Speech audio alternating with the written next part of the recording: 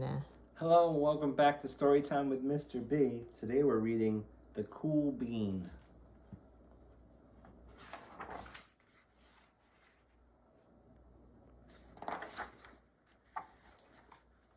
Watch out! Here come the cool beans. The cool beans. Oh yeah, check out how they move. Look at the way they swagger. Notice their sunglasses. Yow! The cool beans are known all over school, from house to house, across town, beyond county lines. In the olden days, last year, we were all one big pot of beans. We were a mixed bag, but somehow it worked. Yep, those were the good old days. Then we stopped seeing each other as much. That's just how it is sometimes. You spend less time together, even though you're not totally sure why. I watched as the beans I knew so well, the beans from my own pod, became the cool beans. Oh, they were so cool. One of them could play the guitar, cool. One of them could draw the best superheroes, cool. One of them could jump higher than any bean I'd ever known, cool. Me? Well, I mostly stayed the same. Sure, I made some small changes. I wore sunglasses, too big. I slicked my hair back, too slick. I strutted around, ow. I swaggered, oof. I was still picked last for everything. My clothes never seemed to fit. I snorted when I laughed. I walked into stuff. I was an uncool bean for sure. I started thinking of myself as just a common bean with no special skills. I couldn't compete, so I didn't even try. I'd never be a cool bean. It seemed like there were two types of beans in the world. There were the cool beans and the beans like me.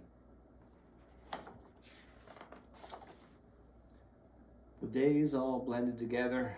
I lived my life and things were just okay. I took tests and ate lunches and mostly kept to myself.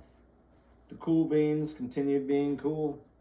I mean, sure, I missed them a bit. It's not like I was going to say anything. I felt like all that coolness had gotten in the way of our friendship. And that's how it went. Until one day, I was in the cafeteria. I dropped my lunch on my loafers. Oh no, not again. But then something sort of miraculous happened. Out of nowhere, one of the cool beans helped me clean it up. He didn't even say anything. He just gave me a nod. That was it. Later, I was out on the playground. I tripped and scraped my knee and maybe cried a little bit, and everybody saw it. Another one of the cool beans came up to my side, and without a word, he dusted me off. That afternoon, I was sitting in class. I wasn't really paying attention. I didn't notice, but our teacher had called on me. Everybody stared. I sat there in silence. Nobody said anything. And then, everybody just laughed at me. That was it. After today, I was officially a has-been. But then one of the cool beans stood up and came over to me.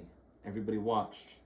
She leaned in close and whispered, "Hey, the teacher asked you to read from page 32. Then she gave me a quick wink and went back to her seat. It was a small gesture, sure, but it was also everything.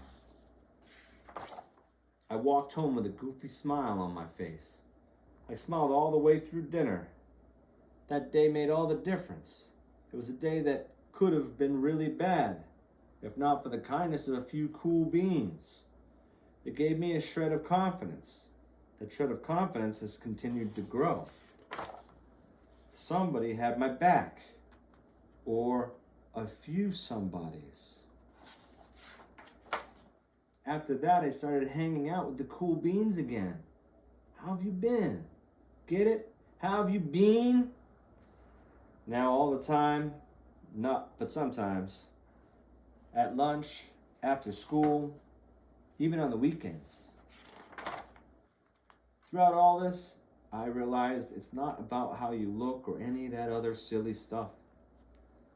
It's about a wink or a nod or a smile at just the right moment. It's about dusting somebody off, helping them up again, and pointing them in the right direction. You need a hand? Yes, please. Now that's cool. The